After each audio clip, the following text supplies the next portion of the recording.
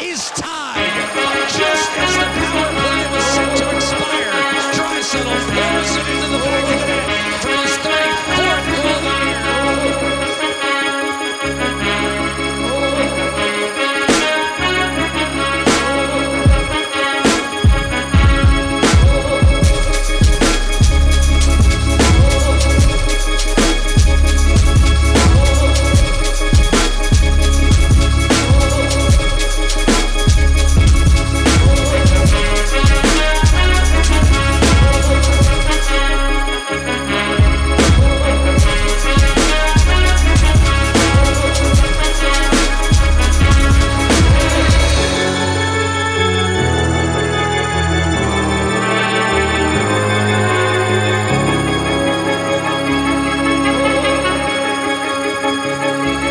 Welcome to the Oilers TV live pregame show. I'm your host, Tony Brown. Thanks so much for making Oilers TV a part of your Monday morning. As you know, the Oilers down 1-0 in their qualifying series to the Chicago Blackhawks. They look to turn things around.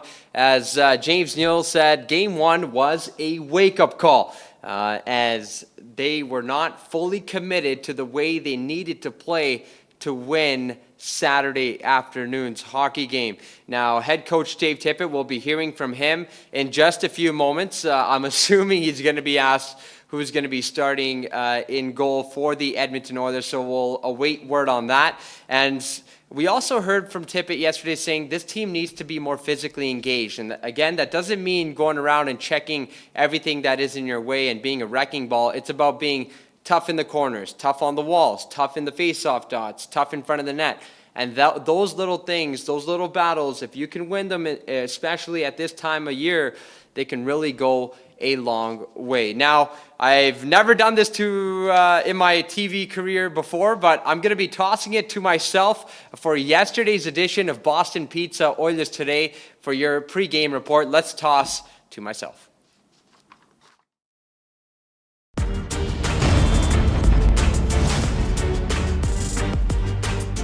The Edmonton Oilers know what they need to clean up for Game 2 after dropping their series opener on Saturday afternoon. Winger James Neal called it a wake-up call. Both Leon Draisaitl and Adam Larsson stressed the urgency factor with this team needing to turn its game around even quicker. And head coach Dave Tippett says the Oilers need to be more physically engaged when the puck drops for Game 2. Well, physically engaged, Bob, just doesn't mean going around hitting people. It means winning battles on the wall, battles for net front presence, checking. I mean, things like that. We need to be a lot more physically engaged that way. And what it does, it allows you to have the puck more. Well, for us, it was a little bit of a wake-up call. I think, we kind of just dipped our toe in the water and we weren't fully committed to how we need to play. So we had a good practice today. We'll put that behind us, learn from it, and be a lot better tomorrow. And with a shorter series comes a stronger emphasis on managing your emotions even quicker. James Neal says as frustrated as the squad was after Game 1, it's important to learn from it and move on. After games like that, emotions run high and, you think the world's coming to an end for a little bit. So you need to sleep on it and come back and kind of put it behind you and refocus. So we'll learn from that and we'll be a lot better tomorrow. Today's a new day. Like James said, we had a great skate today, and I think we know what we have to do to,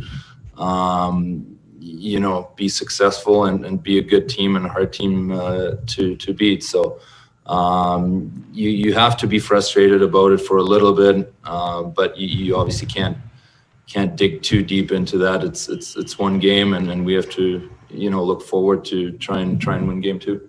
Also, the Chicago Blackhawks will take to the ice in Game 2 without winger Drake Caggiula, as the former Oiler was handed a one-game suspension for his high hit on Tyler Ennis. From Rogers Place in the heart of Ice District, I'm Tony Brar signing off for Oilers TV.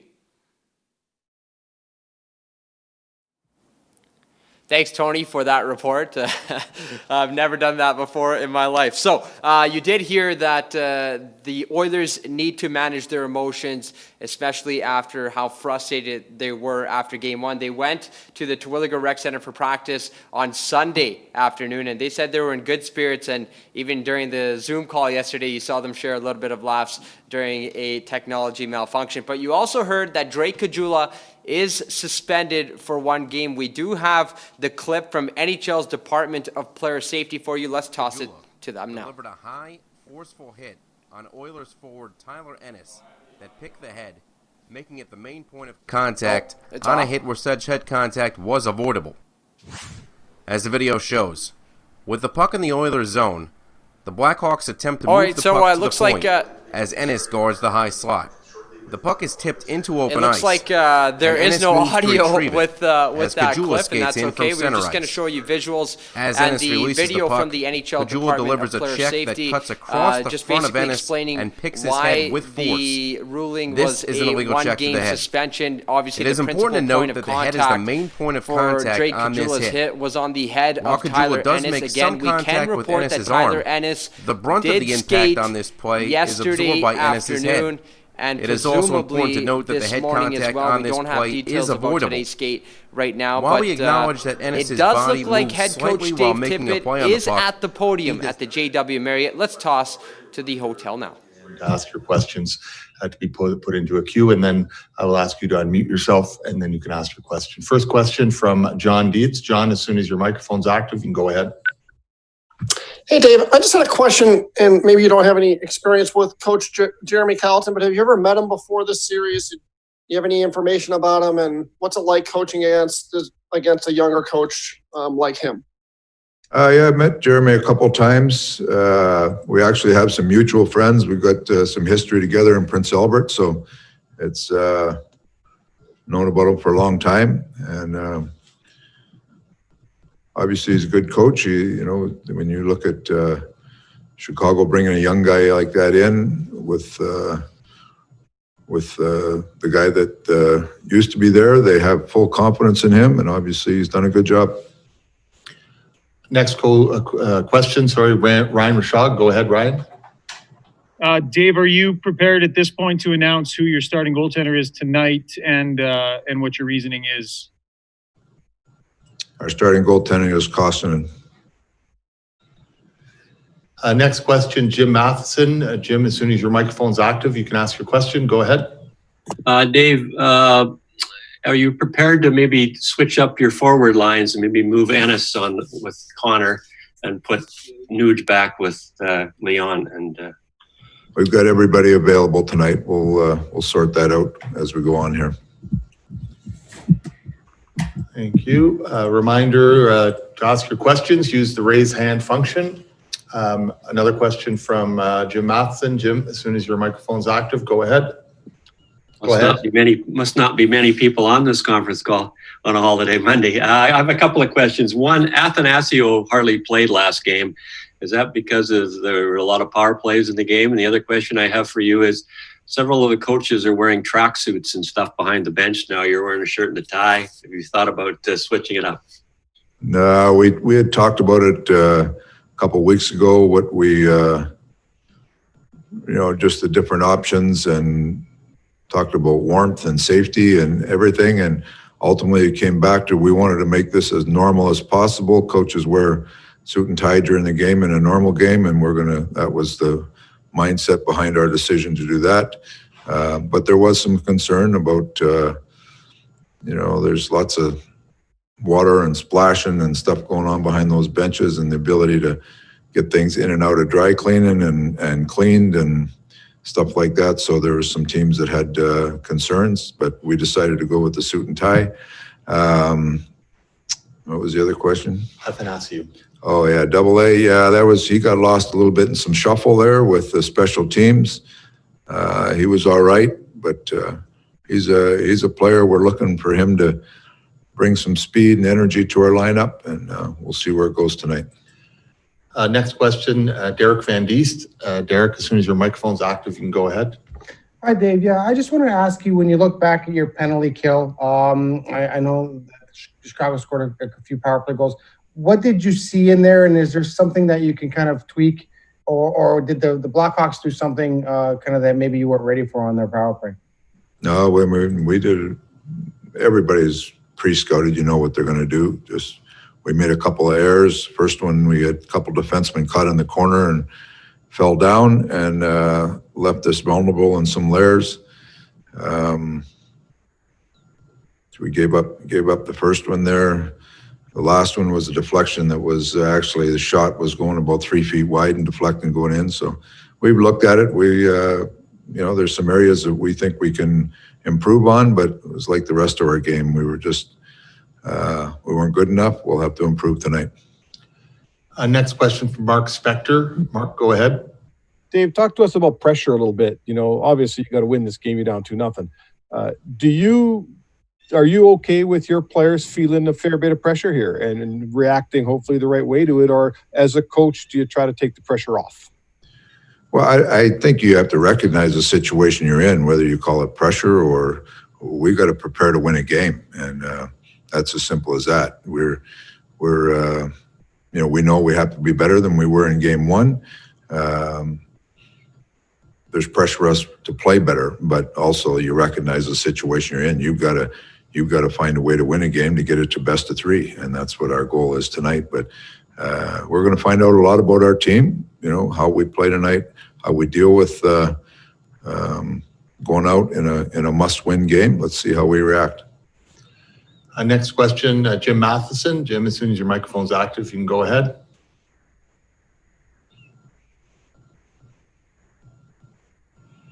Perhaps not.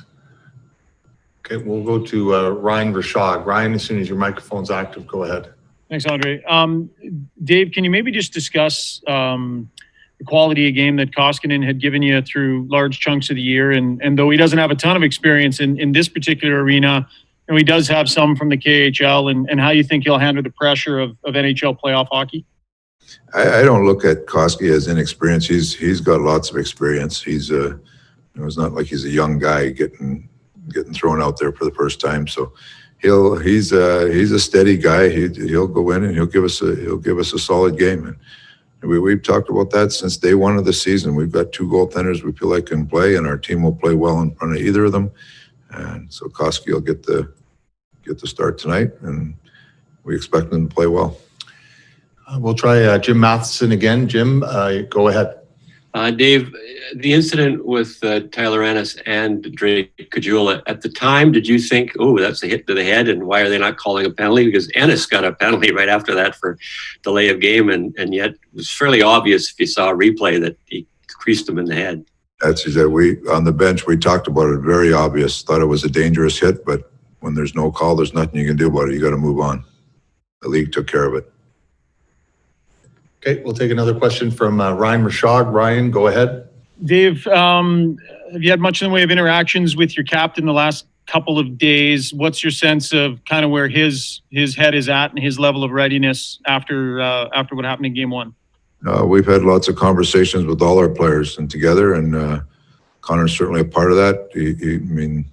We just recognize our group. We didn't play to the level we would have liked to or wanted to, and there's some things that we can do a lot better in this game, and we expect to do that. And Connor's no different than anybody else in our lineup. He wants to be better. Thank you very much, Coach Tippett. Thanks to members of the media. That brings to an end today's media availability. Thank you.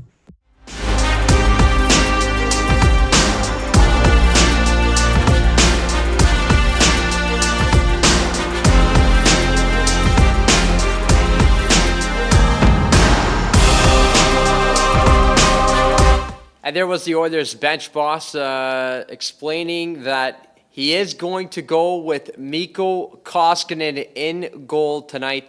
Mikko Koskinen turned aside 18 of 19 shots in game one in relief for Mike Smith. So it will be interesting to see what Koskinen and the Oilers can do and see if they can even up the series tonight. Again, puck drop is at 8:30 p.m. Mountain. Now, I apologize for the technical error. I read the chat. I guess there was audio. I wasn't getting it on my end, so I completely apologize for that. But let's run back to that video by the NHL's Department of Player Safety on that hit on Tyler Ennis. Saturday afternoon in Edmonton, Blackhawks forward Drake Caggiula delivered a high, forceful hit on Oilers forward Tyler Ennis that picked the head, making it the main point of contact on a hit where such head contact was avoidable. As the video shows, with the puck in the Oilers zone, the Blackhawks attempt to move the puck to the point as Ennis guards the high slot. The puck is tipped into open ice, and Ennis moves to retrieve it as Caggiula skates in from center ice. As Ennis releases the puck, Caggiula delivers a check that cuts across the front of Ennis and picks his head with force. This is an illegal check to the head. It is important to note that the head is the main point of contact on this hit. While Caggiula does make some contact with Ennis' arm, the brunt of the impact on this play is absorbed by Ennis' head. It is also important to note that the head contact on this play is avoidable.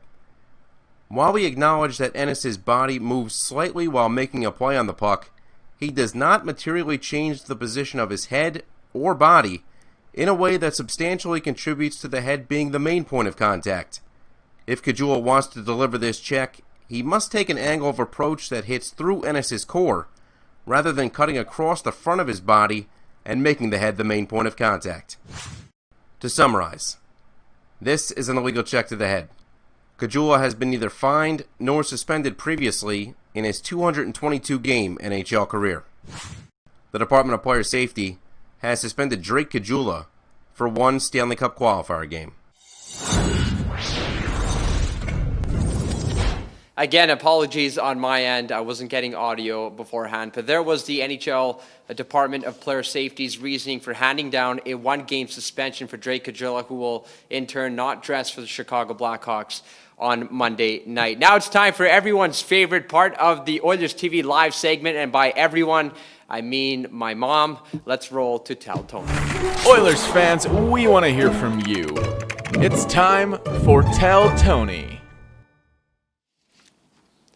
All right, guys, so let's bring up the question on the board. If you were in the bubble, in the hub bubble, which 3 items would you choose to take with you into the bubbles? And maybe just give us a little bit of a why, your reasoning behind it. And I'll read some comments off of Facebook and YouTube. Again, what 3 items would you choose to take with you into the bubble if you were called upon for being in there? Now, I have to kind of give you my scoop on it. I'm not sure if this counts as 3 separate items or if we can kind of maybe combine it into one big package.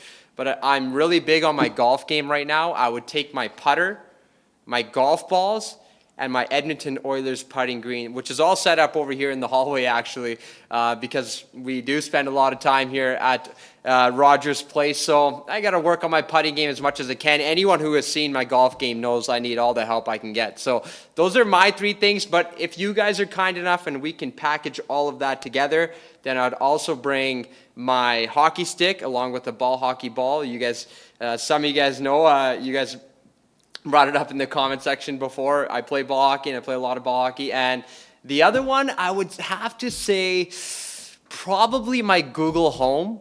I know it sounds kind of weird, but I do a lot of things on my Google Home. I'm always listening to music. I'm always putting reminders on there, always watching Netflix on it. So I think those are my 3 items. If you guys can give me some leeway, that putting package, those 3 items in there, my Google Home, and my hockey stick for stick handling in the hallway. Let's see what some of your responses are. We got Frank Cross going in on Facebook. He says his phone, always a necessity, headphones, and toothbrush. Well, I think those 3 are pretty big items as well. Dan Cole says iPad for entertainment and a link to the outside world and ebooks. That's actually a great reasoning as well. You're going to be in the bubble for a long time, so good thinking, Dan. His own pillow. This must be a pretty special pillow, Dan. And a blender for smoothies. I like where Dan's head at. I think that's probably a great list there. Tammy Lautner just straight up saying phone. I think phone is necessary. Then she followed it up with phone, laptop, and family pictures. Now, if you guys haven't seen, a lot of the NHL teams here actually coordinated with getting family photos in each of the players' room here at the JW Marriott at the Sutton Place. I know the same thing can be said for players in Toronto as well. So a lot of family pictures in their room just so they can have their loved ones close to them. I thought that was a very, very nice touch. I'm just trying to see what else has come through. Again, the question for Tell Tony today is, which 3 items would you bring with you if you had to live in the bubble? And please tell us why. Give us your reasoning, as I will also make my way to YouTube. Eric Ginther says gaming system for some unwinding time, music player of some sorts, laptop for keeping busy. I like that, Eric. He's all about the entertainment. I like where your head is at, Eric. That looks great of it. Dave Lug, music, deodorant. That's a big one, and gum. I think those 3 are all necessary in everyday lives. So, Dave, well done. Logan Brick Mario. I like this answer because he's putting the team first. He says phone, of course, but jersey. He's going to make sure his Edmonton Oilers jersey is in his bag in there, and a pillow as well. Must be a very nice pillow, because there's a lot of pillows in GW Marriott. We'll go Sean Schofield, my golf clubs, my laptop, and baseball glove and ball. I'm going to count that as 1. I like that, to toss around outdoors. Now, if you guys haven't seen, there's actually a pretty big Scotiabank Plaza in front of Rogers Place, which is part of the bubble with the giant screen, and that's where you can play all of your activities. So, Sean, if you had your baseball glove and baseball in there, you could throw around with a buddy in that Scotiabank Plaza. Canadian Taylor Pham says mini stick, phone, and Oilers jersey. Now, Taylor Pham, if you're listening, which player's jersey would you take? Let's see if I can get you to comment on which player's jersey you would take, and maybe perhaps give your reasoning on that as well. I'm going to make my way back over to Facebook here really quickly. Diane Devlin, given 1 answer, my dog. I love that. I absolutely love that. I would love to meet your dog, whether it's a him or a her. I would love to meet him once we can allow people back into Rogers Place. Diane, please keep me in your thoughts next time you bring your dog downtown. Let's go with one more. Jesse Volk says, I never travel without my pillow. I brought it to East Africa. Sounds like somebody who travels a lot. Jesse, I didn't know that pillows were this big. Truthfully, I know I travel a lot as well, but I never pack my own pillow. But maybe I should look into it. Maybe getting a pillow that's maybe personalized or customized of some sort to my exact liking. A lot of answers containing pillows, so I like that a lot. We're going to go one more. Canadian Taylor Pham saying Mike Smith jersey. You can't go wrong with number 41. And the one more will be Andrew Pham, Xbox, stick in a ball, and DJ controller. So that will do it for our Oilers pregame show here on Oilers TV. As you heard from head coach Dave Tippett, he is going to go with Mikko Koskinen as he and the rest of the Oilers look to even up this series with Game 2. Don't forget to purchase your RE/MAX 50/50 tickets, which are already going. You can purchase your tickets up until 10:30 p.m. Mountain, as Saturday's jackpot was well over $380,000. One lucky Albertan is going to take that prize money home. Maybe you can be the lucky Albertan that takes it home tonight. I'm Tony Brar signing off for Oilers TV. As always, we hope you guys stay safe and enjoy tonight's action.